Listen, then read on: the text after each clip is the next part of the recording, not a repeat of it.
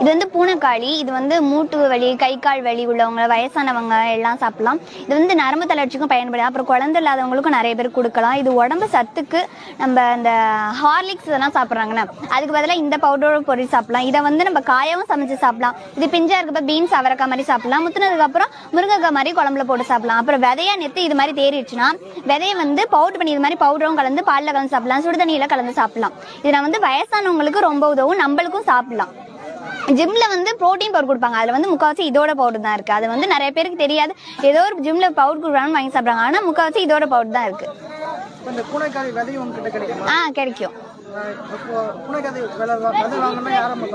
எங்களே தொடர்பு கொள்ளலாம். 9488488789. அதுதான் அந்த காய். இன்னும் பிஞ்சாவும் இருக்கு.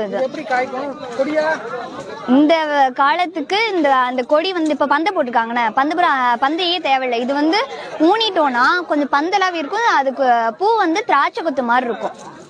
வெயிலுக்கு வந்து பந்தலா